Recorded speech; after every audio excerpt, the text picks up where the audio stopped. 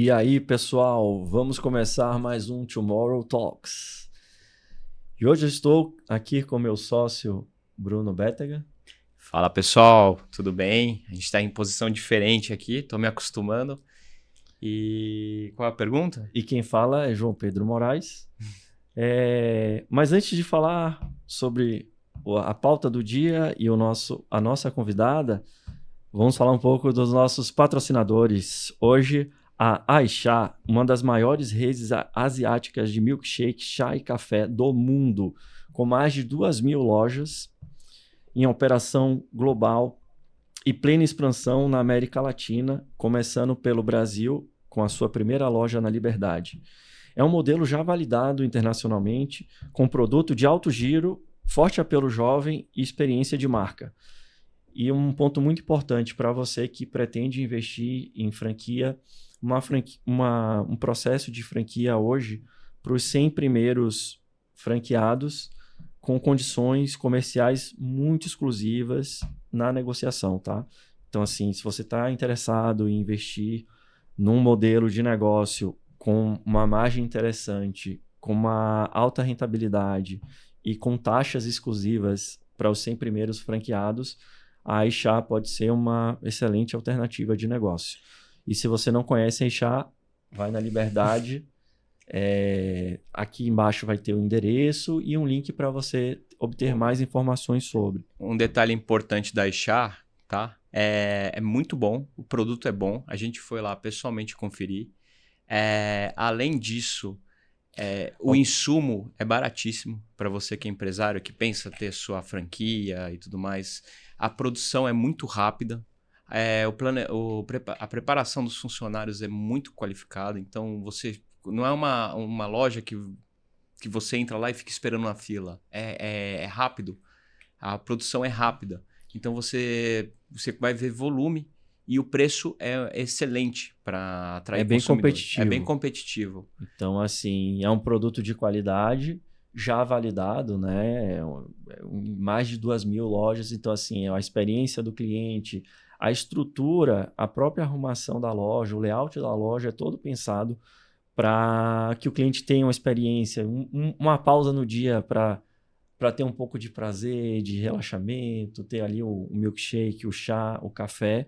E insumos, como o Bruno falou, mas também muito diferentes do que vocês conhecem. Então, na última semana, nós tivemos a oportunidade de conhecer a loja e foi uma experiência incrível, né? Então, um produto de qualidade, sabor, opções sem açúcar, muito importante, né? Para quem está aí com a dieta em dia. E foi prometido para a gente nos próximos podcasts o produto aqui fisicamente. E para o convidado também. Nossa convidada vai ter que vir mais uma vez para poder experimentar. E por falar na nossa convidada, hoje nós recebemos a Stephanie Cassis, ex-nadadora da seleção brasileira e multicampeã até os 14 anos. Tinha um futuro promissor, interrompido por traumas que afetaram sua autoimagem e fizeram desistir do esporte. Ela enfrentou depressão, solidão e um acidente quase fatal, até identificar seu bloqueio invisível por meio de reprogramação mental. Resgatou a disciplina de alto rendimento, reconstruiu sua carreira e foi aprovada em concursos difíceis. Isso é muito importante, como você lida com suas dificuldades e traumas e você converte isso em algo extremamente positivo. Transformou sua própria história em método e propósito. Hoje é mentora criadora do método Realiza e fundadora da Mind Equity Mentoring, defendendo que mentalidade é o maior patrimônio de uma mulher e que o dinheiro é consequência de mente sem bloqueios. Muito bem-vinda, Stephanie. Muito obrigado bem-vinda, pela sua Stephanie. presença. Pelo convite. É uma honra estar aqui com vocês e a gente poder trocar essa ideia, esse conhecimento aí. Legal. O título do programa é O Ponto Cego que está sabotando o seu sucesso. Vamos lá. Geralmente eu erro o título, mas hoje eu fiz que... Parabéns. Eu treinei muito para não errar. E aí vai pular o título? Não vai pular. Vamos lá. Bom, André, então para começar e falar um pouco da sua história, né?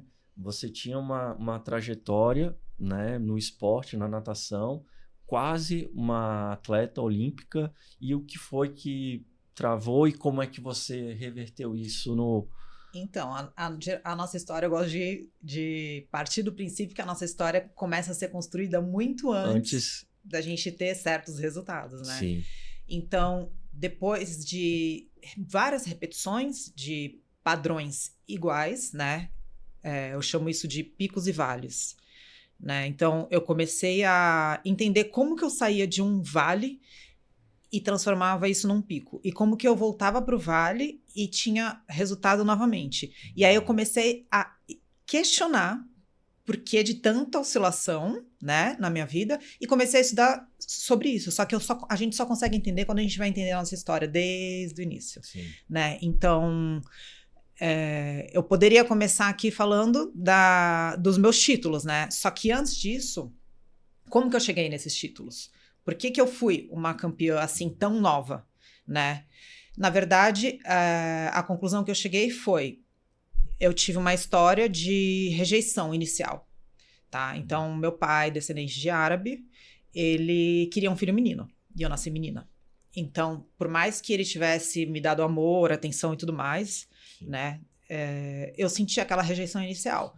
E isso já comprova que a gente não precisa ter consciência de quando as coisas acontecem. A gente já sente o baque das coisas, mesmo sendo um bebê, mesmo estando na barriga da mãe. E aí, estudando também a história da minha mãe, eu fui vendo que essa rejeição foi passando, inclusive, dela. Da mãe dela para ela, dela para o meu pai e do meu pai para mim, né? Então, eu era uma criança, até os 6 anos de idade, eu queria ser invisível. Falar, se eu ficar quietinha aqui, não incomodar ninguém, não causar nenhum transtorno, eu não vou ser criticada, eu não vou ser julgada, eu não vou deixar de ser amada. Que é o ser humano, basicamente, todo mundo procura o quê? Ser aceito, ser amado. Então, se eu ficar quieta, não desagradar, como foi lá no meu nascimento, pode ser que eu agrade e seja amada. Aí o que aconteceu? Uma criança muito quieta, sonho de qualquer pai. A gente era em 4 irmãos, né? E eu era a mais quieta, todo mundo queria sempre dividir os brinquedos comigo, porque eu era a mais permissiva também, eu não era aquela que questionava muita coisa. Até que chegou um dia, a minha irmã mais velha, ela quase se afogou numa piscina aí num fim de semana que a gente estava num clube, né? Eu tinha 3 anos, ela tinha 4. Ela quase se afogou na piscina de criança. Aí meu pai falou assim, bom, a partir de amanhã vai todos os filhos para natação. Vamos todo mundo para natação. Aí tá, eu comecei a nadar com 3 anos, com 6 anos participei da minha primeira competição. E assim, o lar que eu vivia era muito desestruturado. Muitas brigas, muita traição, muito quebra-quebra, muito grito, muito xingamento. Várias vezes eu dormia embaixo da cama porque eu tinha medo. Então tudo isso, até a minha vontade de ser invisível era também pra... Nossa, se eu ficar quieta também não vai ter briga, não vou causar discórdia. Um casulo de proteção. Exatamente. Você fugia, né? E aí, quando eu comecei a nadar e participei dessa minha primeira competição, foi um dos poucos momentos que eu vi meus pais felizes e sem brigar. Quando? Quando a minha irmã mais velha ficou em primeiro lugar na competição e eu fiquei em último. Eu lembro até hoje, eu fiquei em 6º, era um pódio com 3, a minha irmã estava no primeiro lugar e eu estava em último. E eu lembro até hoje, eu lembro de fazer assim e olhar. O meu pai feliz, muito feliz, super orgulhoso, indo dar medalha de ouro para ela. Minha mãe lá tirando foto, e foi um momento que gravou na minha memória como se fosse ontem isso. E eu vendo eles felizes, sabe, sem brigar nem nada. Eu falei, é lá o meu lugar. Se eu ocupar aquele lugar, eu vou ser orgulho, eu vou ser amada, eu vou salvar minha família, porque ninguém mais vai brigar. E aí eu passei os próximos 2 anos, dos 6 aos 8 anos, modelando a minha irmã, que ela treinava comigo. Então eu via as braçadas, as pernadas, como que ela nadava embaixo da água, e eu comecei nessa sede pra vitória, entendeu? E aí com 8 anos, eu já ganhava dela, que era um ano mais velha que eu já ganhava das meninas de 10 anos, eu já ganhava de todos os meninos da minha idade, então, e aí com 10 anos eu me federei, tá? E aí com 11 eu comecei a ganhar títulos de Campeonato Paulista, melhor índice técnico de competição, e aí começou a minha carreira, né?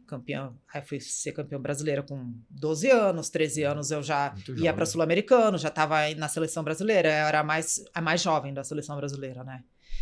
E aí, até que um dia que meus pais se separaram. Aí eu falei, poxa, por que? Não adiantou nada, então. Aí, tá vendo? Tô fazendo tudo isso. Tô fazendo tudo isso pra salvar minha família, mas não adiantou nada. E aí eu comecei a entrar numa depressão. E quando a gente entra em depressão, a gente para de fazer o que a gente mais ama, né? A gente não tem vontade eu não tinha vontade de sair pra cama. E aí foi bem duro quando eu parei de nadar. E aí eu parando de nadar, piorou ainda mais meu quadro. Entendeu? Porque você ser atleta, treinar 4 horas por dia e de repente você zero atividade. Comecei a engordar, entendeu? Minha mãe, comecei a ter muito atrito com a minha mãe, né? Porque ela, pra me incentivar, virava e falava assim, não, eu ganhava 3 salários mínimos já, com 12, 13 anos. Aí eu parei com 14, 15, ela falou, você ganha pra molhar a bunda na piscina, como se não fosse nada, né, na época. Piscina gelada, sem aquecimento, a gente acordava às 5 horas da manhã pra treinar. Não, Então, de atleta, anos, né, de alta performance com 12 anos. Sim. Acordando 5 horas da manhã. E aí ou seja, eu saí de um vale, que eu vivia até os 6 anos de idade, e aí o vale é o quê? Aí eu comecei a perceber um padrão. Eu falei, o que me leva pro vale? A rejeição. A rejeição me leva pro vale. O que me leva pro pico? Conquista. Eu comecei a perceber isso. Então, assim, eu vivi um vale, e aí eu conquistando algo, eu vivi um pico. Aí eu vivi um vale de novo, porque o meu pai se separando da minha mãe, eu também me senti rejeitada. Poxa, largo a família, abandonou a família, destruí a família, enfim. E aí só fui me reerguer de novo depois de 10 anos, quando eu comecei a estudar para concurso público. Aí eu comecei a passar em primeiro lugar nos concursos, ser uma mulher bem-sucedida. Eu falei, olha, agora parece que eu recuperei a minha disciplina, recuperei minha autoestima, minha confiança. E aí eu fui de novo para um pico.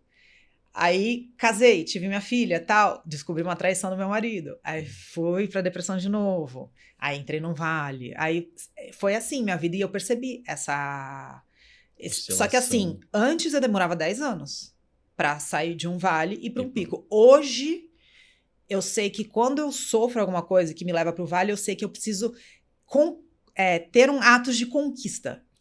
E aí eu consigo sair rapidamente. Assim, questão de semanas, legal, eu já consigo. Isso que você falou. Isso está ligado à reprogramação mental, né? O que é que você... Isso é autoconhecimento, né? Mas o que é que você faz, assim, tipo... você falou uma coisa super interessante, que os seus... picos e vales oscilavam em 10 anos. Sim. O que é que você fez de diferente para que isso se achatasse em um espaço curto de tempo? Isso, primeiro, é você saber algumas técnicas e saber você analisar as suas repetições e saber que a história se repete. Você vai repetindo a história. Sim. Fala, mas o que me levou ao caos e o que me levou ao sucesso? E você começa a perceber que a palavra é a mesma. Rejeição, conquista. Nem sempre é isso para todo mundo.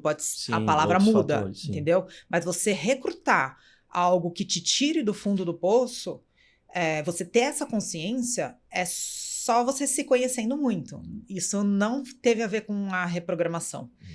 Inicialmente, é autoconhecimento. É autoconhecimento. Então, deixa eu ver se eu entendi. Você passou por um problema grave, certo? Ou vários, né? Enfim, mas passou por um problema grave.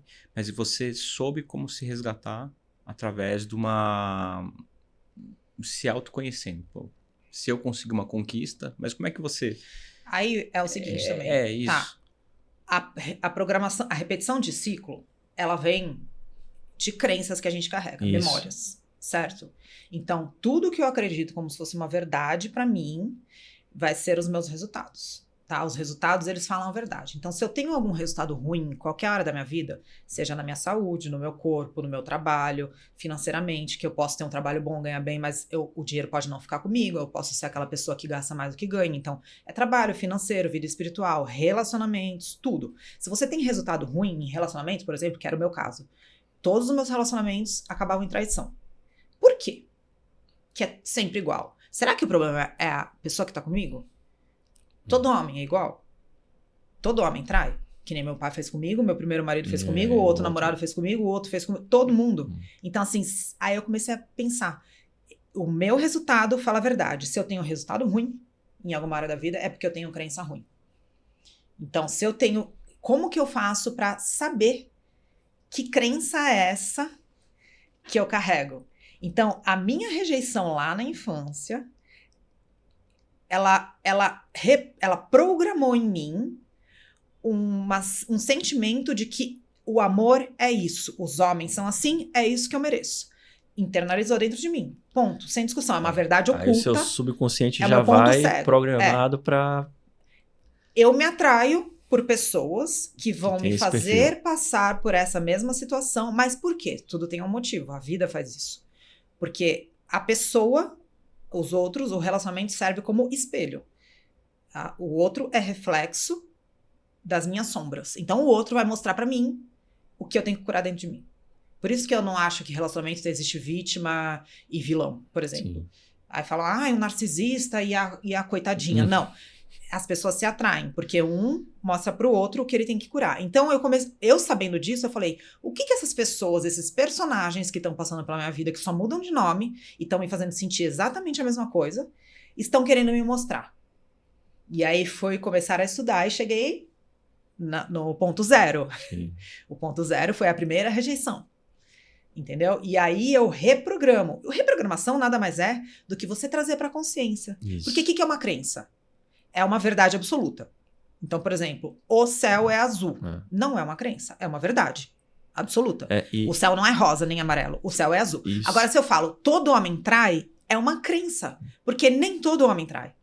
E essa crença, me corrija se eu estiver errado, ela não vem só das suas experiências, mas experiências da sua mãe, Sim, da sua avó, sim. da sua bisavó. E do mundo, vem, do vizinho. E eu só enxergo. É igual você quer comprar um carro. Aí você vai ver uma Ferrari vermelha. Você vai começar a enxergar um monte de Ferrari vermelha. Percepção seletiva na veia. Né? Então eu só vou ver situações que o vizinho traiu a vizinha, o meu chefe traiu a mulher dele, o outro se separou por causa de traição, o ator lá...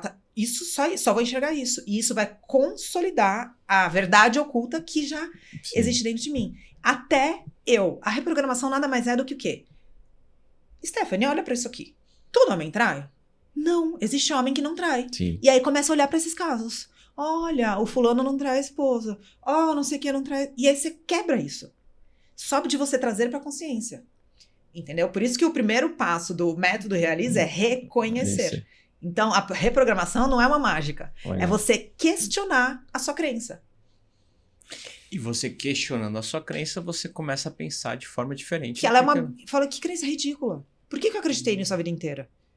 Tem muita gente que tem crença com dinheiro, por exemplo. Eu tinha. Mas aí o que acontece? É sempre a história dos nossos... A nossa história começa a ser contada muito antes da gente nascer. É sempre a história do avô, da O família. meu pai veio de navio lá da Síria, refugiado, teve uma vida muito dura, sempre foi pautado em escassez, pobreza, e aí ele conseguiu se formar médico, mas antes, para conseguir uma bolsa na faculdade de medicina, ele foi lavar o banheiro da faculdade, ele ficou 1 ano lavando o banheiro da faculdade para conseguir bolsa, depois ele se destacou como aluno e começou a ganhar dinheiro dando aula de reforço, mas enfim, vida dura. Essa história vida dura. Muito parecida. E aí você começa a repetir isso. A minha vida, o dinheiro não vem fácil. Vai precisar ser dura, minha vida. Minha vida é dura. A vida de atleta é dura. A vida de quem estudou para concurso é muito dura. Eu passei 10 anos estudando, entendeu? E então, sim, ganhar dinheiro é difícil. Olha o sacrifício que eu tenho que fazer. Até eu olhar e falar assim, não é bem assim. Eu posso ter uma vida leve, viver, inclusive, com algo que seja meu propósito. Sabe o que falam? Nem parece que você está trabalhando. Isso. E eu ter um sucesso financeiro. Por que tem que ser dura, igual meu pai, igual meus ancestrais? A gente não é mais assim, entendeu? Porque precisa acreditar nisso, né? Porque parece que você está se colocando como eu preciso ser merecedor, e para ser merecedor eu preciso sofrer. Mas isso tem uma explicação também. Que aí eu fui estudar neurociências, né? Eu comecei estudando metafísica, que é justamente o que chamam de pseudociência. Sim. E aí eu comecei a aplicar as leis as leis naturais, as leis universais. Na minha vida eu comecei a ter muito resultado, tá? Eu comecei a manipular algumas coisas e comecei a ter resultado. Na época, meu namorado, homem, né, virou e falou assim, Stephanie, eu tô vendo, isso tá funcionando pra você e tá dando resultado pra mim também. Só que se você começar a falar isso pras pessoas, vão achar que você é maluca. Isso é pseudociência? Ele falou exatamente isso, é pseudociência. Eu falei, é pseudociência? Então vamos aqui tentar comprovar isso no mundo físico. Porque eu tô a metafísica é o resultado além da matéria, além da física. Isso. Então por trás da física existe uma explicação que é invisível. Não tem como provar, realmente. Então o que eu posso trazer para o mundo físico que eu possa provar justamente isso que está acontecendo? Eu fui estudar neurociências. Assim como a metafísica, ela estuda a mente, né? Que a gente não enxerga a mente. A neurociências, ela estuda o cérebro. Então, do mesmo jeito que a neurociências diz que o cérebro é plástico, você pode ajustar os caminhos neurais e reprogramar algumas situações para ter resultados diferentes.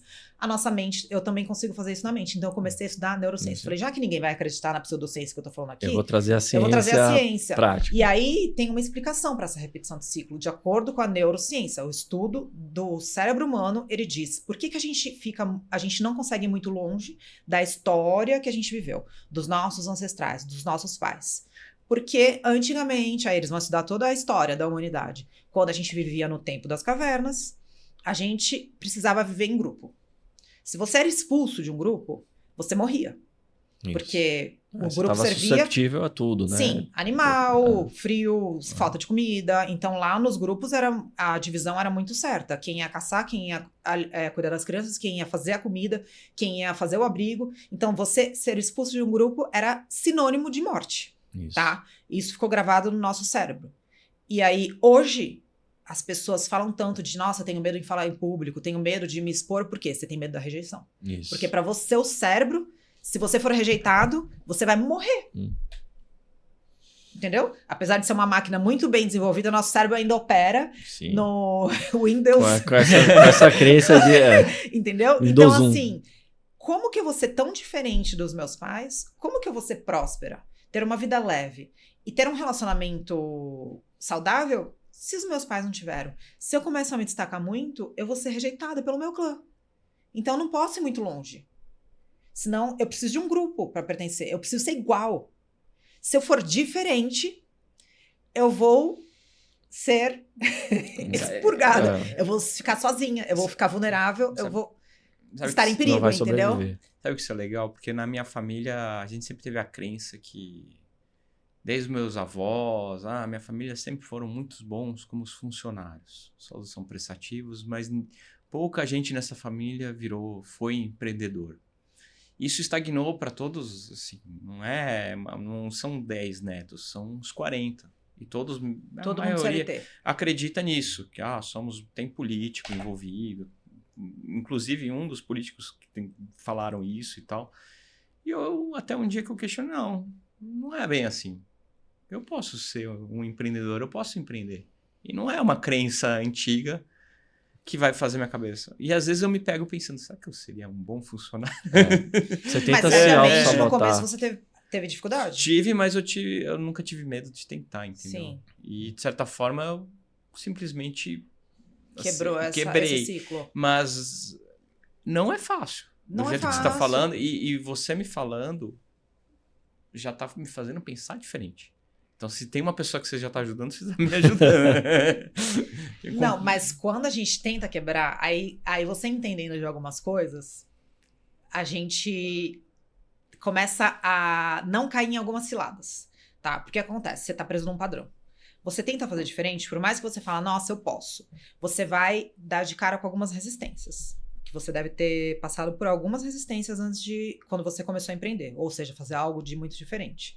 É que nem a gente estava falando do Tomás, né? Quando ele foi fazer algo, ele ficou com Covid. Não é coincidência isso. Quando ele foi fazer algo muito fora da curva para ele pegou Covid.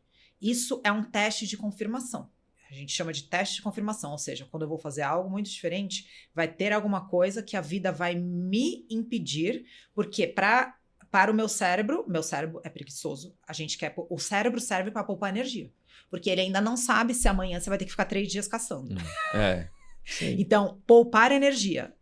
O cérebro vai sempre te jogar para algo que é mais fácil e familiar, para poupar energia. Quando você tenta fazer algo que não está na sua familiaridade, vai ter o teto invisível, é o que eu chamo. Vai ter um teto invisível que vai estar obstando os seus resultados. E se você não entender que isso é uma resistência, você fala, putz, olha como é difícil, não é pra mim, e volta. Mas aí você insiste naquilo e fala, não, eu vou mesmo doente, eu vou apresentar isso doente, muita gente, por exemplo, trazendo para um exemplo mais palpável, vou começar a fazer academia. O que acontece? Na semana seguinte, fica doente. Ou se machuca. Quando aconteceu isso comigo, eu falei, eu vou pisar na academia, nem que eu faça um exercício, eu vou doente. Eu não quero nem saber. Eu falava, olha, cérebro, vai ser assim daqui pra frente. Essa é a minha nova vida. Acostume-se com isso. E aí a resistência baixa. Quer queira ou quer não. Quer queira ou quer não. Não. E aí você entendendo isso, você começa a dar risada da vida. Uma vez, eu sempre tive dificuldade em fazer jejum. Tem que fazer exame de sangue, ficar 12 horas em jejum. Nunca consegui. Eu preciso comer de 3 em 3 horas. Isso de parar de comer 8 horas da noite, comer 8 horas da manhã. E malhar de jejum Não dá. é uma outra realidade. Aí, eu malho em jejum e eu te falo. Aí eu fiz uma viagem pra Portugal. Fiquei 17 dias comendo igual uma maluca. Eu falei, gente, voltei pro Brasil. Eu falei, não, vou ficar 24 horas fazendo jejum. Não quero nem saber. Vou só pular o café da manhã. Não vou morrer. Não vou morrer, vou ficar em jejum. Dane-se. E eu tava pegando Uber há muitos anos. Desde a pandemia eu vendi meu carro e fiquei só andando de Uber. No dia seguinte, entrei no Uber. Na frente do carro, o banco do passageiro, eu tava atrás. Atrás tinha uma bomboniere. Eu entrei no carro. Por que será? Eu vi paçoca, amendoim, bala, chocolate. Eu comecei a dar risada e falei, isso é pegadinha, né? Só pode, cara. Eu não vou cair nessa. Eu vou fazer jejum. Acabou. Então você começa a rir quando dessas situações, prega a peça, uma peça dessas. Que é justamente para você não mudar um padrão. É uma prova, né? É uma prova. O seu sonho vai te testar. Entendeu? A gente passou isso aqui porque o nosso primeiro podcast, a gente já tava, vamos fazer. Não, calma, vamos fazer. É 2017. 2017. Nós fizemos 2 podcasts. 2017, nós fizemos 2 podcasts. Não tinha nenhum podcast conhecido. Tinha só o Jovem Nerd, eu acho.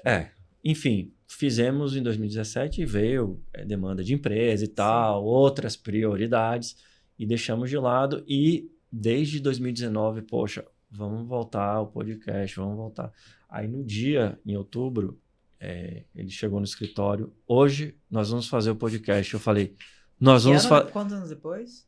Poxa, 5 anos. Não, 2017 foi o primeiro. 5 anos. 5 anos. Não, foi 2019. Não, mas 2019 a gente decidiu fazer. Tá. Então, 5 anos. Mas o que aconteceu em 2017 que vocês não continuaram? Veio alguma coisa boa, mas para obstar a vocês continuarem. Na verdade, é uma coisa ruim mesmo. Foi mudança de modelo de negócio e tal. E aí, né, aquela coisa, a gente não deu risada e seguiu o barco e, infelizmente, falou, não é pra gente... Se a gente tivesse feito. Sim. Em 2017. Não tinha então, assim, padrão nenhum. E aí, nesse dia, teve uma tempestade dessas aqui em São Paulo, que a cidade para. Quando a gente voltou. Hoje vamos fazer. E assim, não vou falar essa palavra aqui, joga pra cima, vamos. Aí vocês fizeram de qualquer jeito. Debaixo de chuva, eu e ele, vamos, não sei, tá chovendo, será que não é melhor tentar depois? Não, vamos hoje. Vamos hoje. Aí a gente chegou aqui, a gente tava... O Gerson e o Calixto. Calixto lá. Nossa produção. Segue aí e tal. Bom, a gente vai fazer, a gente nem sabe o que vai sair. O João tinha preparado uma pauta. Cara, foi legal pra caramba. Foi uma pauta assim... E aí não assim, deu mais problema depois. Nunca mais. A gente nunca mais parou. Teve umas coisas, mas, cara, a gente nunca mais parou. E foi uma coisa que eu falei, cara, por que eu demorei tanto pra fazer? Eu gosto tanto de fazer porque vocês pausaram na primeira resistência. Isso. Né? Isso. Então, quando surgem novas resistências, a gente dá risada, entendeu? Sim. Já porque entendeu que... E tem pessoas que não percebem isso. Por exemplo, vamos supor que uma mulher está vivendo ciclos de relacionamentos ruins, tá? Ou então ciclos de... tá tentando empreender e tá sempre dando errado, tem algum problema, tá? Ou o funcionário não consegue funcionário bom, ou ela vende um mês, não vende no outro. Ciclos repetitivos de coisa. E aí a pessoa fala assim, não, a partir de agora eu vou economizar dinheiro, eu vou... arrumar um namorado do jeito que eu quero, senão eu fico sozinha. O que acontece? Sempre que você vai romper o padrão e o universo percebe, a vida percebe que você não vai voltar, não adianta colocar resistência, ele vai te dar uma dádiva intermediária. Por exemplo, vai surgir uma promoção de sapato. Vou economizar dinheiro a partir de amanhã. Aí surge uma promoção de sapato. Você fala, putz, imperdível. Nossa, só dessa vez. Ou então você fala, nossa, não vou mais me sujeitar a ter relacionamento ruim. Aí quem que vem te procurar? Teu ex. Aí você fala, poxa. Aí você tem que falar, não aceito isso. Teve uma mentorada minha que ela era enfermeira, especialista em nutrição para idosos, tá? E aí ela tinha alguns episódios de ansiedade, tá? E ela queria ganhar mais. Ela queria trabalhar ela queria dobrar o salário dela. E aí veio uma proposta para ela. Dobrar o salário, só que ela ia ter que trabalhar à noite. E ela falou assim, poxa, Stephanie, o que eu faço? Aceito essa proposta? Porque se eu for trabalhar à noite, vai ferrar com o meu sono e aí vai acabar prejudicando, me deixando mais ansiosa, mais estressada. Eu falei, não aceita, isso é uma dádiva intermediária. Fale não e fala que o que você quer é ganhar mais e trabalhar de dia. E aí deu 2 semanas, veio uma outra proposta para ela, justamente do jeito que... Ou seja, as pessoas têm medo de... Nossa, isso... Eu não tenho capacidade daquilo, então vou me contentar com isso aqui mesmo, entendeu? E elas acabam aceitando as dádivas intermediárias. Sim. Por isso que eu perguntei, que às vezes surgiu, você fala, veio demanda de outros negócios, aí você fala, deixa eu pegar aqui, deixa esse sonho pra lá, vou acabar resolvendo isso aqui, que já tá bom, né? Sim. Não é o extraordinário, mas vou me contentar com isso aqui mesmo, entendeu? Pra que perder tempo com isso? Uma coisa nova, nem sei se vai dar certo. É interessante esse ponto de vista também. Eu tenho essa... eu aceito isso aqui. Assim, tipo, meio mal lavado, sabe? E não pode. Você tem que saber ponderar. Você tem que enxergar isso como migalha diante de um propósito, entendeu? Então você nega, não, obrigado. Isso aqui não é... Exatamente, é migalha. Pô, legal. Que legal. Pouco tempo falando. Mas falar em migalha... Eu falo que aqui nesse programa você sempre vai sair melhor do que quando você entrou. Tá? Então, só se você ouvir o assunto desde o começo, eu melhorei. Não sei você, eu acho que você também. Tá? Mas vamos lá. No caso, a gente tá falando de migalha e tal, mas assim, você acha, você fala dessa questão do autoconhecimento, você acha que a renda, principalmente do público feminino, que é um público que você atende, ela tá diretamente ligada à autoestima da mulher, ela acompanha? Quanto maior a autoestima, a renda, o autoconhecimento, ele ajuda? Sim, a autoestima. Sim, porque você... Exatamente, a migalha. Você não aceita, você não se contenta com a migalha que você foi condicionada a achar que aquilo é o máximo que você podia ter, achar que aquilo é suficiente. Mas não só a autoestima. A nossa autoestima é criada na infância. Nossos pais, definitivamente a nossa geração, a gente não foi criado com autoestima boa. Era sempre comparação. Seu amiguinho consegue, você não. Claro que na melhor das intenções, né? Você faz tudo errado. Desculpa, mas o seu caso deve ser bem difícil, porque foi uma família de competidores, né? Tanto que você virou competidora. Sim, né? Então deve ser... sim. Você era irmã do meio? Eu sempre falo, eu era a que não era nada. Porque Porque olha só. Porque tem até as isso, teorias entendeu? também. Eu tive que ressignificar na minha cabeça. Porque tem a mais velha, que era mulher.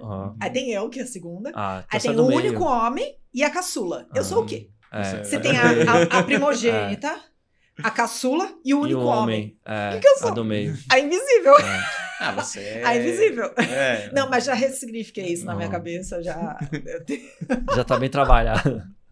Entende? Então a gente não foi a gente não foi criado com uma boa autoestima. Isso é um fato. Os nossos pais não ensinaram a gente a ser... Olha, o que eu sou é suficiente. Eu ensino minha filha hoje. Eu falo, Sofia, você não precisa ser perfeita para ser aceita, para ser amada. Eu não sou perfeita, porque a gente também tem a doce ilusão que nossos pais são heróis. Aí chega uma hora que a gente vê que eles não são heróis e tem aquela decepção, né? Mas até então a gente acha que as pessoas são perfeitas e que a gente tem que ser perfeito. Não, eu sou imperfeita. Só que você pode me aceitar com as minhas imperfeições, assim como eu posso te aceitar com as suas imperfeições. Então eu não cobro a perfeição dela. O que mata a autoestima são 2 coisas. As pessoas têm uma falsa ideia de autoestima, que é justamente o segundo pilar da minha mentoria, que é o estruturar. Então, depois que a gente reconhece as raízes, você vai estruturar a sua autoestima e a sua autoconfiança, porque sem isso você não vai sustentar nada. Então, muitas pessoas acham que é o que é autoestima? O que vocês acham que é autoestima? Posso? Pode. Então, eu acho que a autoestima ela é algo interior que você tem, que é o que faz você acreditar em você mesmo. É você ter consciência do seu próprio valor. O próprio valor e potencial também. E potencial, o que você consegue entregar. E vocês acham que a gente foi bem trabalhado na infância pra ter isso? Nem um pouco. Nem um pouco. Só que não por culpa dos meus pais. Não, eles não tinham consciência. E eles também vêm dos ciclos. Sim, mas aí o que acontece? O que as pessoas vão fazer? para validar essa autoestima depois de adultos.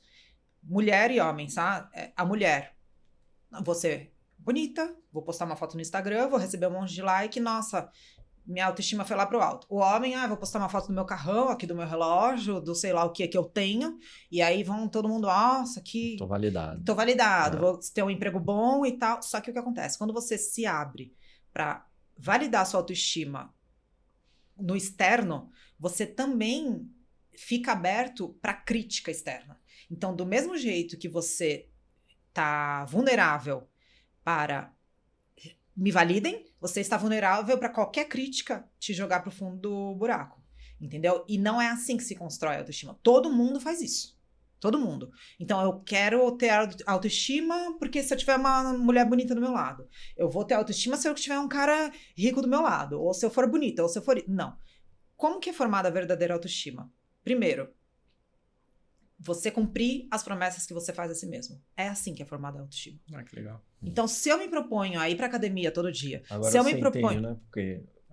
Desculpa. 40, desculpa, Que- que isso tá alinhado com uma promessa que eu... Isso é um exemplo, tá?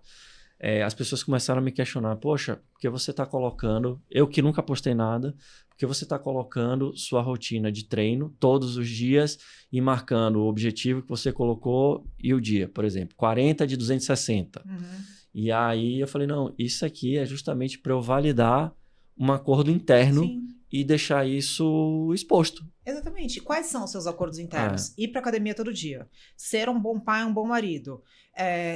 Trabalhar, fazer um podcast. Tô conseguindo fazer tudo isso. Cara, a tua força, ela fica tão gigantesca que quando alguém fala qualquer coisa de você, você fala, olha quem eu sou. Eu faço tudo que eu prometo pra mim mesmo. Isso. Eu falei que eu não ia mais beber, eu não tô mais bebendo, eu tô treinando todo dia, eu tô fazendo aqui minhas coisas, tô evoluindo, tô prosperando, tenho uma família, tô cuidando bem de todo mundo.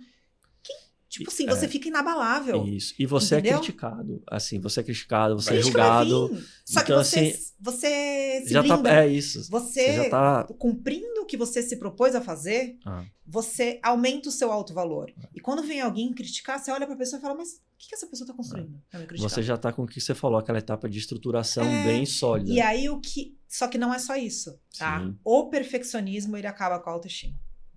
Então, o que acontece? Quantos dias que você falou que vai treinar aí?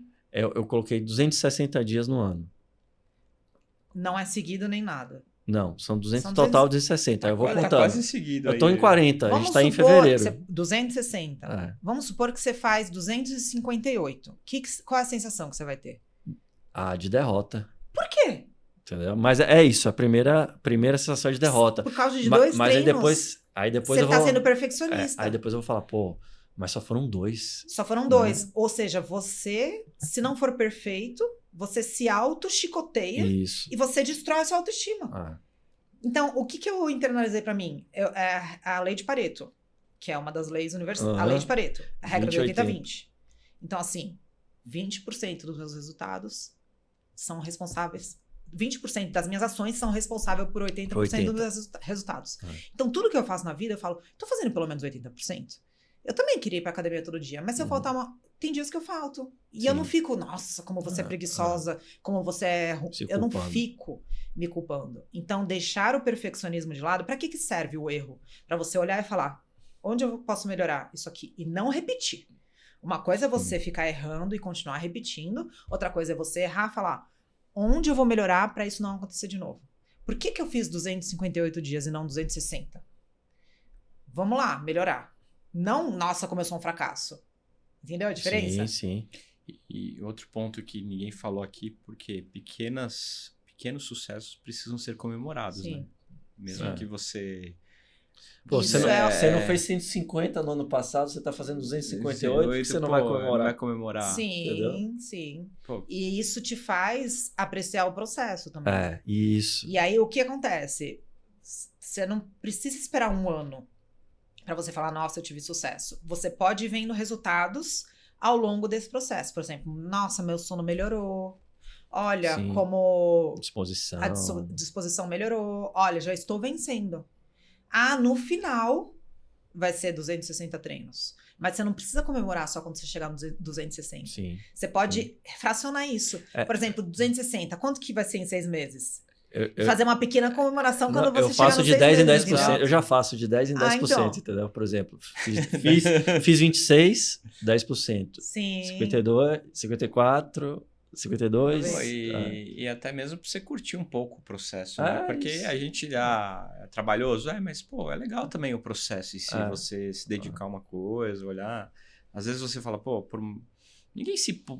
existem trabalhos chatos, mas o chato é você não entender o que você tá fazendo e abraçar uma coisa que nem faz sentido pra você.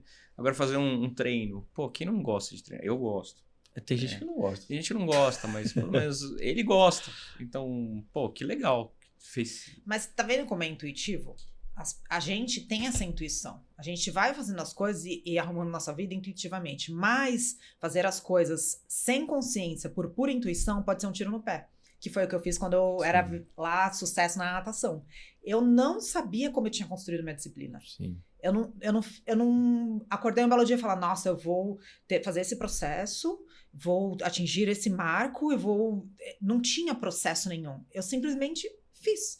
Porque a criança, ela não tem crença, ela não tem, nossa, vão me comparar. Não, simplesmente eu quero ser essa pessoa e eu vou ser. O que eu tenho que fazer para isso? Você constrói uma identidade. Sim. E aí o que acontece? Você é adulto, aí quando você se perde, você fala, nossa, mas como eu construí isso? Isso acontece com muita gente que ganha dinheiro. Tem muito rico que economiza tanto porque ele tem medo de perder, porque ele não tem consciência de como ele fez para ganhar. Mas quem tem consciência, a pessoa não tem medo de perder aquele dinheiro. É igual o Flávio Augusto outro dia falou com aquela menina lá que... Sabe aquela roda de... eu vi. E ele falou 30, assim, eu daria meus bilhões pra ter sua idade. Porque eu sei como eu vou construir esses bilhões de novo. A maioria das pessoas não tem consciência de como elas construíram as coisas. E aí elas têm medo de perder.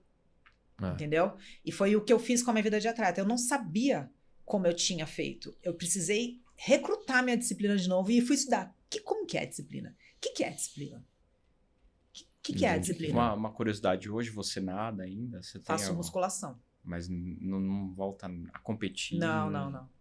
Não dá tempo. Não tem vontade, assim? Não.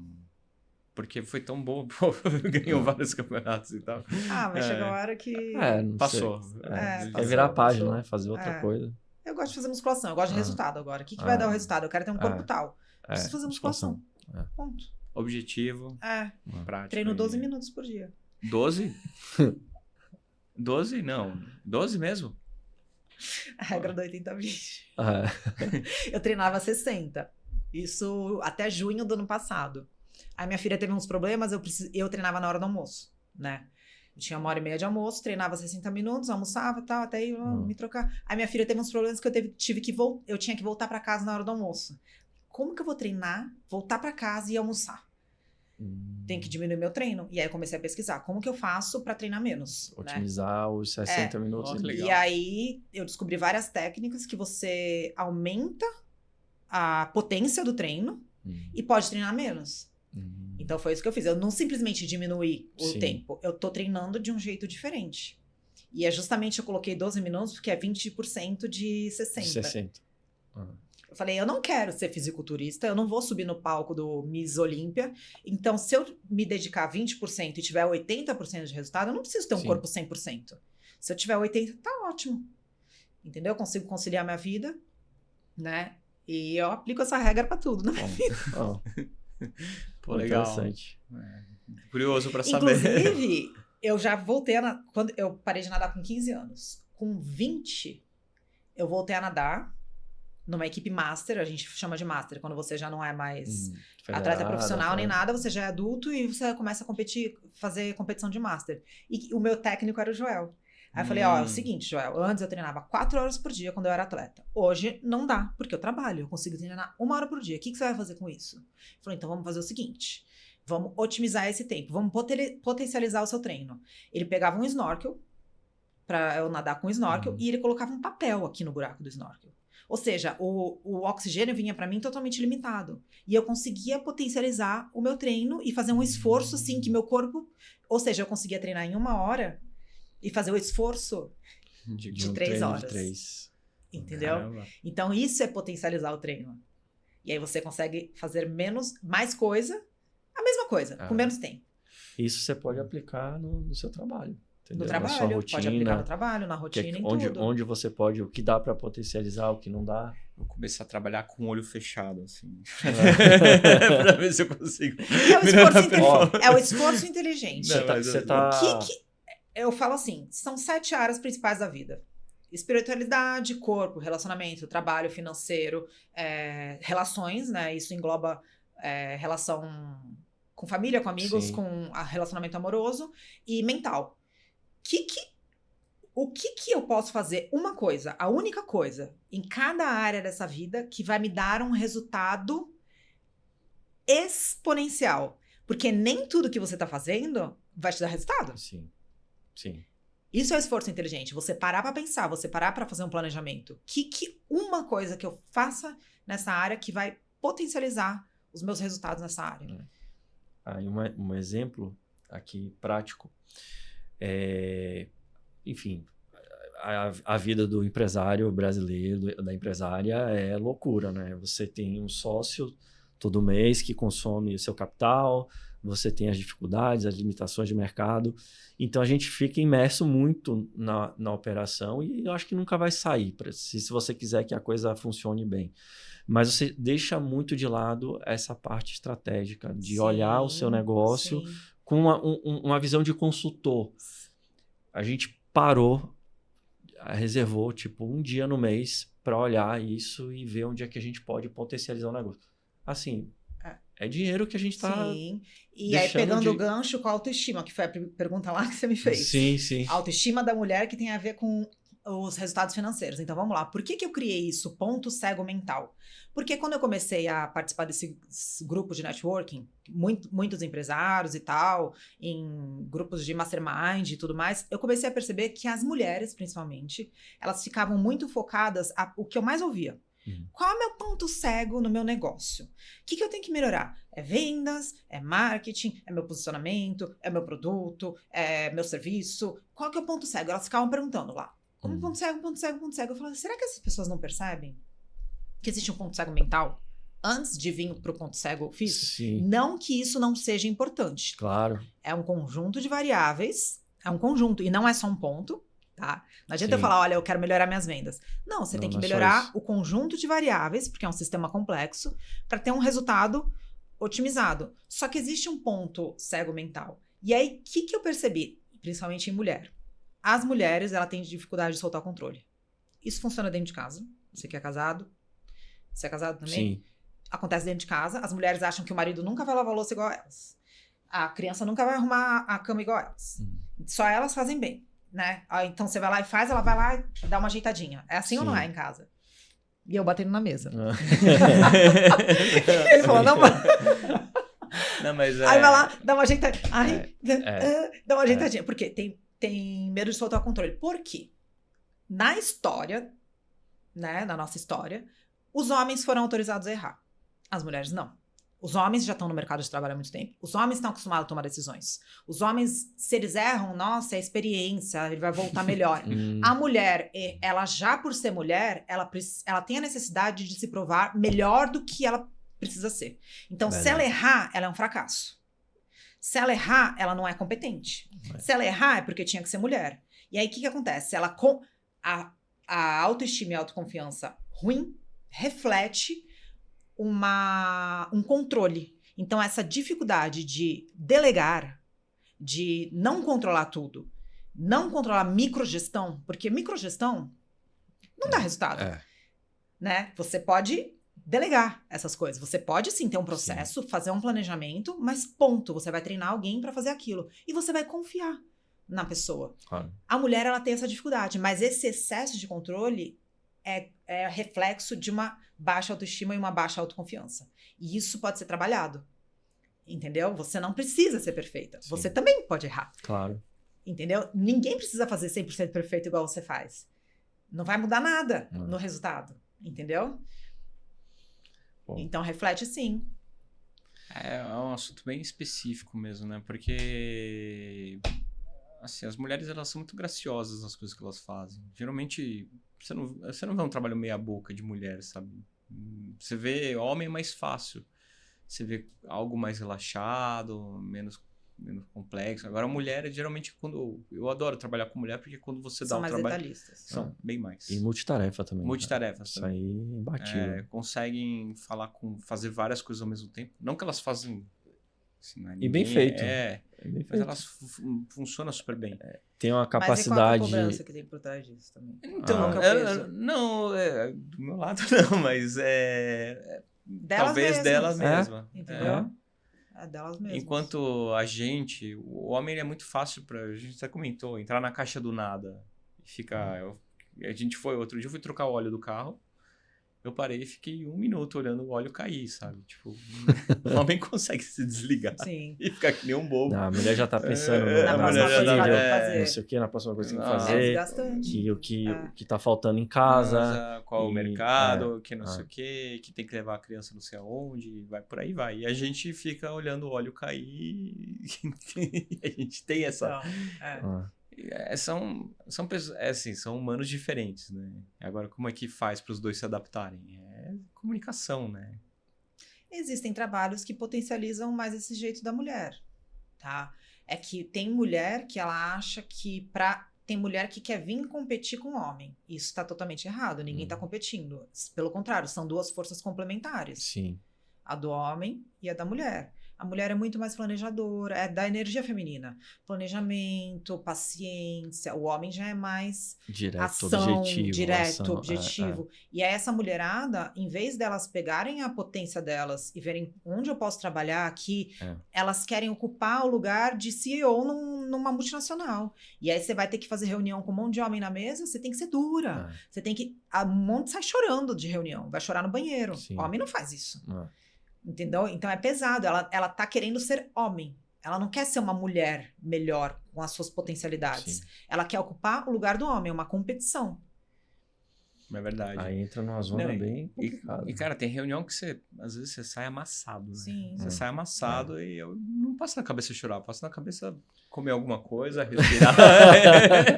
E fazer o que estão demandando. Fazer o que tem que Vamos ser lá, feito. cara. Tem que... Se eu tô sendo amassado aqui, eu não posso ser amassado na próxima reunião. Vamos consertar isso aqui. E eu entendo que tem gente a mulher já sai, nossa, eu sou insuficiente, tá vendo como eu não sirvo pra nada, ai, tá vendo? É assim. É isso que é difícil, porque a última coisa que você tem que pensar é dessa forma, porque, beleza, você foi amassado, mas você vai mudar, você vai trabalhar e acabou. E segue o jogo, né? Mas é a importância e é o que acontece, tem muita gente que confunde autoestima com autoconfiança. O que é autoconfiança? É a maneira que você desempenha certos papéis na vida. Então, por exemplo, eu sou uma boa mãe. Eu sou confiante no meu papel de mãe. Eu sou uma boa empresária. Então, eu sou confiante no meu papel de empresária. Eu sou uma boa filha. Eu tenho confiança no meu papel de filha. Só que você não precisa ser bom em tudo. Isso. Tem gente que é bom em andar de bicicleta, tem gente que é bom em nadar, tem gente que é bom em lutar. Você não precisa ser bom em tudo. A sua autoestima não depende dos papéis que você desempenha. Entendeu? É que você vê São assim, coisas diferentes. É isso que você vê. Então, se eu não sou uma boa, eu não sou não empreendedora, que trabalha em empresa, como que chama? Pessoa que trabalha em empresa. CLT. CLT, eu não sou uma boa funcionária. Executiva. Executiva, isso. Eu não sou uma boa executiva. Putz, então, minha autoestima, como eu sou um lixo. Não. No que você é bom? Ou então, às ser bom em vezes, tudo. ou então, às vezes, é uma excelente executiva, mas ela tá performando, mas não tá sobrevivendo, né? Tá sobrevivendo, né? Não tá com várias Ou ela é uma excelente fragilidades. executiva e ela não quer ser mãe, por exemplo. E aí, fica todo mundo julgando. Nossa, não vai ser mãe.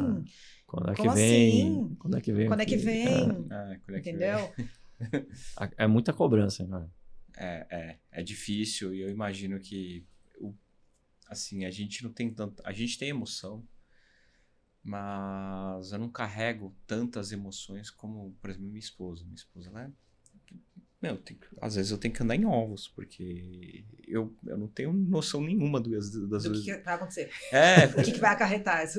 Porque às vezes você fala uma coisa que pra mim é tão simples, pra ela tem um peso tão grande. E quando ela chega cheia de problema e você fala assim, não, mas faz isso. Aí é uma coisa muito simples. Eu não quero a solução, eu quero que você me escute, não sei o quê. Eu tenho um ponto que eu sempre quero resolver o problema. E nem sempre é resolver o problema. E aí, porque vocês esfregam na nossa cara o quão simples é resolver aquilo. Então. E eu me sinto uma idiota, porque eu tô lá sofrendo uma coisa que é tão simples, pô. Tá digerindo aquilo o dia inteiro. É que às vezes não. É que a gente é muito racional, muito lógico, 0 e 1 e tal. Isso complica um pouco. Mas não é todo homem que é assim, tá? Falando um pouco do método Realiza, você constrói algum tipo de código de virada? Essa transformação ela pode ser estruturada? Não tem código de virada, porque não é uma coisa que você vira uma chave e acontece. Não é o racional. É um passo a passo. Então, como eu falei, primeiro existe o reconhecer, depois o estruturar, e aí eu entro nas leis universais, que é coisas que a gente não pode ver, que é justamente a metafísica mesmo, aplicada. E aí, quando a pessoa não acredita, até fala assim, vocês acreditam em Deus? Eu acredito. Eu acredito, não. Eu sou católico, meio espírita e eu não acredito no Deus de barba, sabe? Sim. Eu acredito Não, numa força do universo. Sim. Você acredita. Mas você não enxerga. Você acredita em algo que você não enxerga. Você sente, né? Talvez. Então você sabe que tem alguma coisa invisível por trás. Sim. Ponto. Pra mim, sim. Mesmo o ateu, o agnóstico, ele no fundo ele demora de reconhecer. Põe uma situação perigosa ali, você não vai dar um Pai Nosso ali. Pega uma turbulência aqui pousando Congonhas. Avião de lado ali, você não vai ficar.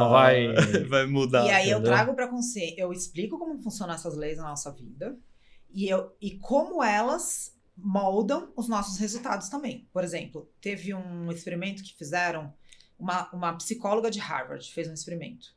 Para você ter noção de como o ambiente, as coisas que falam pra gente, as coisas que a gente vê, as coisas que a gente ouve, moldam o que a gente pensa e tem resultados na nossa vida. Ela fez um teste com camareiras de 7 hotéis. E ela virou e dividiu em 2 grupos, essas camareiras dos hotéis, e falou para um grupo, olha, o trabalho que vocês fazem aqui é equivalente a 2 horas de exercício físico por dia, tá? E pro outro grupo não falou nada. Depois de 2 meses, o grupo que foi falado, olha, isso aqui que vocês fazem é exercício físico? As camareiras emagreceram, tiveram mais disposição física, começaram a ter melhora no sono, enfim, todas as melhoras que uma atividade física gera. Porque antes elas enxergavam aquilo como um trabalho duro e cansativo. Sim. Não como Quando você planta a sementinha na mente da pessoa, ela internaliza como se fosse uma verdade oculta, e ela começa a ter os resultados de acordo com aquilo lá que programaram ela para acreditar. Para você ver que como as suas crenças, elas trazem resultado biológico. Entendeu? Então, o inconsciente, ele reverbera aqui nos seus resultados. Não tem. Não dá para explicar? Não dá para explicar. Mas acontece. Acontece. Porque se fosse matemática, ninguém ia questionar. Mas, inclusive, tem um exemplo matemático que as pessoas acreditam e ninguém questiona. Como que se resolve uma raiz quadrada de um número negativo? Não lembro. Não lembro, não pode ser. Por exemplo, raiz de 9. É 3 mais 3 elevado a 2, né? 3 vezes 3. Raiz quadrada de menos 9 não tem solução. Não tem solução. E aí, o que os matemáticos fizeram? Multiplica. Inventaram um número imaginário. Eu lembro disso. O I. Eu lembro. Ou seja, você pega a raiz de menos 9, aí você fraciona raiz de 9 vezes raiz de menos 1. O I é igual a raiz de menos 1. Era um número imaginário. É um número imaginário. E aí você consegue resolver o problema complexo através de um número imaginário. Então, por que na matemática pode? E aqui, quando é na nossa vida, você fala, não, mas eu não tô vendo, não tá funcionando. Então, eu trago tudo isso. Porque assim, você criou um número imaginário para resolver o problema. Então, você não pode criar a metafísica para resolver um outro problema. É a analogia. Você pode usar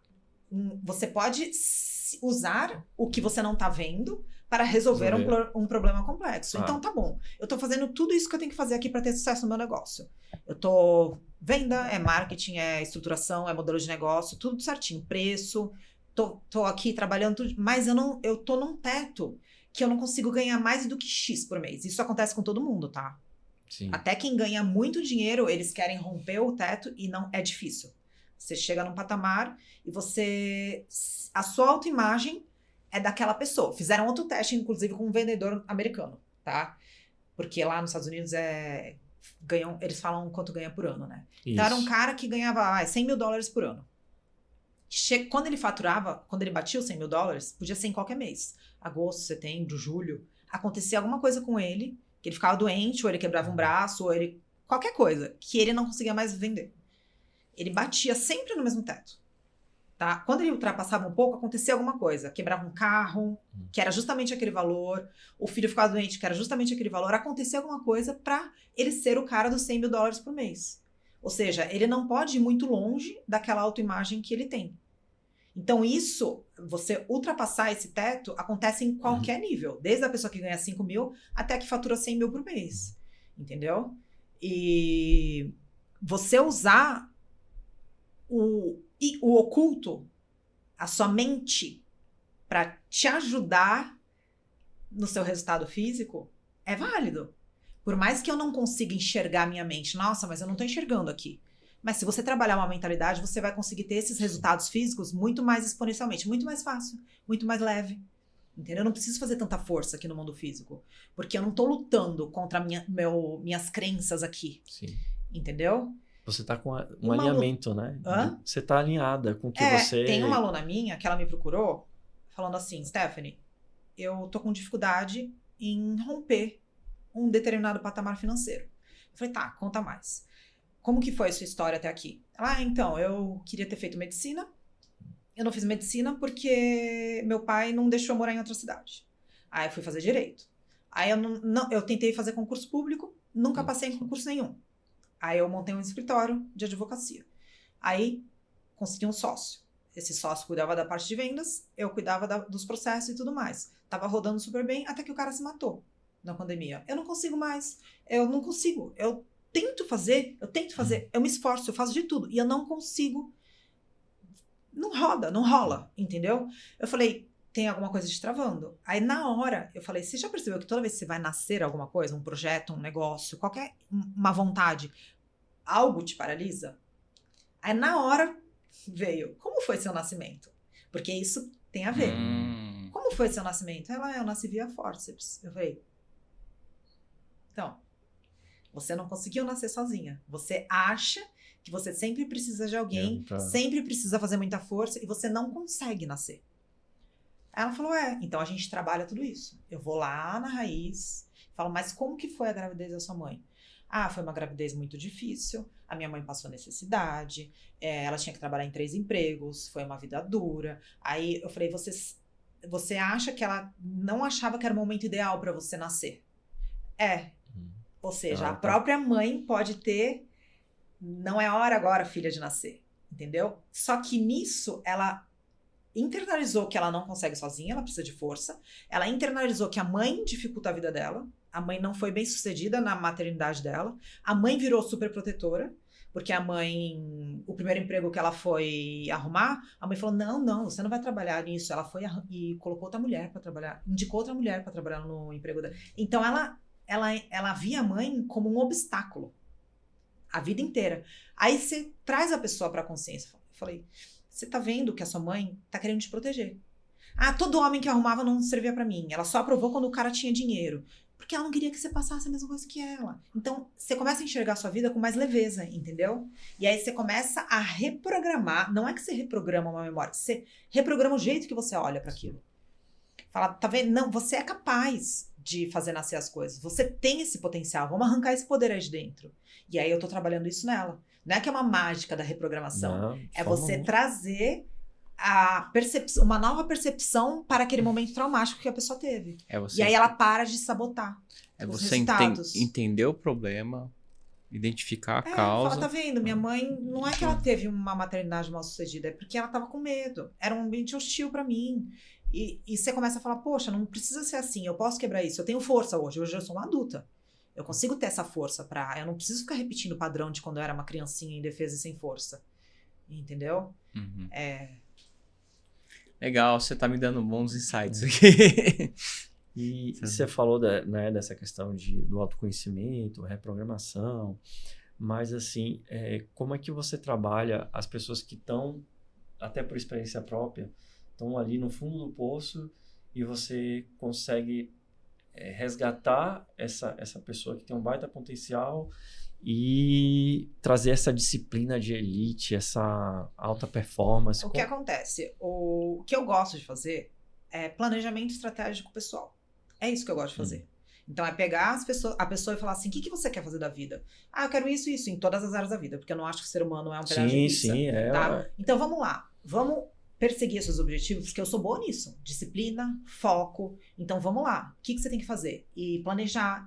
Só que eu percebi que não adiantava só fazer isso, se a pessoa estava toda travada daqui para trás. Ou seja, com vários padrões ruins, né, internalizados dentro dela, autoestima ruim, não sabia como usar as leis para potencializar esses resultados. Então, a gente vem trabalhando esse passo a passo para aí sim, eu ensino como que ela pega esse objetivo, depois de tudo destravado, e persegue aquele objetivo com facilidade. E aí eu uso a disciplina como? Que eu, de acordo com a minha experiência, de acordo com o que eu estudei, acho que é disciplina. A disciplina, muitas pessoas acham que é uma coisa pesada e sacrificante para sempre. Então, por exemplo, você começou aí com o seu projeto de ir para academia quase que o ano inteiro, porque 260 é isso. Né? Vamos supor que você vira e fala assim, poxa, você faz um terço disso aí. Você fala, putz, pesado, não vou aguentar. Imagina eu fazer o ano inteiro isso. Não vou conseguir. Por quê? No começo, as pessoas acham que a disciplina é uma vida disciplinada. E não é. Você precisa de um arranque inicial. É isso que eu ensino para elas. A disciplina é um arranque inicial. Isso. Um arranque. Depois que a sua disciplina vira um hábito, aquilo você não precisa mais fazer essa força. Você não vai o ano que vem precisar ficar falando, nossa, 260 dias. Você não vai mais precisar. Porque se você não for pra academia, é como se você não estivesse escovando o dente. Você vai sentir falta. Você vai se sentir mal quando você não for. Então, isso que as pessoas não entendem sobre disciplina. Não é uma vida disciplinada. Nenhum atleta leva uma vida... Nossa, eu preciso ter disciplina hoje. Não, ele internalizou. É uma identidade dele. Se eu não vou pra academia hoje, eu me sinto mal. Então, eu não preciso mais ser disciplinada. Faz parte do meu hábito. Então, a disciplina é um arranque inicial e é isso que eu tenho que deixar claro para elas. Você quer mudar de hábito? Disciplina. Depois, não vai ser difícil para sempre. Você vai criar este hábito e vai se tornar uma coisa natural. Aí já é física e aí as pessoas... mesmo. Aceleração. Você dá aceleração, depois você mantém ela constante. E aí as pessoas sabendo disso, elas já falam, ai, graças a Deus, não vai ser assim para sempre. Então, já fica mais leve. Encarar. Tá, eu preciso ter um arranque inicial só. O difícil é dar o pontapé, basicamente. E às vezes mas quando você começa uma coisa nova, você fala, putz, você se vou autossabota. ter que fazer isso pro resto da vida? Que difícil, não vou conseguir. E também o processo de autoconhecimento, ele é muito doloroso. Eu falo porque eu desenvolvi esse processo em 2014 com uma terapia. Que aí eu fui descobrir essas coisas aí, desses ciclos que vinham e tal. E assim, foi ponto de inflexão de verdade. 2014 em diante, tudo mudou. E uma coisa que ajuda muito é as pessoas tentam forçar a disciplina na marra. Só que se você tiver uma identidade construída, você não precisa ter tanta força. Então, vamos supor que você agora construiu que você é uma pessoa que nem ele já tá falando que você adora treinar. Concorda que é uma identidade que quem tá do seu lado já você é esse. Quem te conhece hoje, você é esse. E na verdade... Isso tá construído dentro de você? Não. Então, constrói primeiro. Se enxerga assim primeiro, que você vai ver que vai ficar mais fácil de você fazer. Sim. Você é o cara que vai pra academia. Ponto. A sua disciplina vai ser mais leve. Você manter isso aí. Sim. Entendeu? Então, você constrói a identidade antes de construir disciplina. As pessoas querem construir a disciplina para depois construir a identidade. Você precisa acreditar em você também, né? Porque eu quero ser a pessoa que goste de treinar. Você precisa acreditar que você vai gostar daquilo. Você precisa enxergar, por exemplo. Ou não. Tô falando é assim, existe também um jeito... Quando você imagina, você fecha o olho, imagina, vamos supor, você quer ganhar tanto, você quer fazer o seu corpo X... e ter a família X. Quando você fecha o olho e se imagina vivendo hoje essa situação, você se sente um impostor? Você sente que ainda tá muito longe? Você acha que você tá mentindo pra você mesmo quando você fecha o olho e imagina essa vida? O tempo de realização é proporcional à naturalidade desse sentimento. Deu pra entender? Sim. Então, se você fecha o olho e ainda se sente um impostor, é porque a sua identidade ainda não tá formada. Então, você trabalha nisso. E como que você trabalha? Imaginando. Imagina todo dia, você sendo essa pessoa. Vai chegar uma hora que o seu inconsciente vai acreditar e você não vai ter outro caminho senão perseguir aquele objetivo. Não vai ser difícil. Isso. Porque você não vai ter outra opção a não ser perseguir isso. Vai ficar automático. Vai automatizar na sua mente, Você entendeu? acha que além de ter esse treinamento, né? Vamos chamar assim, que esse é um treinamento de criar a treino identidade. mental, Você acha que além disso é interessante que a pessoa, dentro da realidade, óbvio, de cada um, ter as experiências atreladas a essa identidade? Exemplo, a pessoa, o cara ou a mulher, ela tá ali construindo a identidade dela de sucesso. Ela ir numa concessionária, entrar no carro que ela... Eu fiz muito isso. Eu fiz muito vivenciar, porque você começa a falar, poxa, e isso é tão importante. Eu me arrepio todo quando eu falo nisso, porque, tipo assim, hoje, onde eu moro, sempre foi o lugar que, sei lá, quando eu era criança, eu sonhei. E eu sempre imaginei morando num lugar como é o que eu moro hoje. Então, assim, o espaço, o ambiente, tudo. Então, assim, essa coisa de, mesmo sem poder, eu visitava locais, eu entrava... Visitava locais. Aí, além de visitar o local, você viu o quê? Inconsciente, tá? Tenho certeza que você não pensava nisso. Olha as pessoas que estão aqui. Elas não são tão diferentes de mim. Sim. Elas não são. Sim. Vai fazer test drive num carro. Aí você olha a pessoa que tá lá comprando o carro. Ela não é tão diferente de mim. Exato. Então, por que eu me sinto inferior e não digno de ter esse resultado? E aí você começa a se elevar. As pessoas fazem ao contrário hoje. Elas rebaixam o outro pra se sentir... Pra se equalizar de alguma forma. Pra se sentir superior. Mas não, você olhando pra alguém que é superior e falando, poxa, ele não é tão diferente de mim assim. Ele também veio de uma família desestruturada, ele também teve escassez na infância.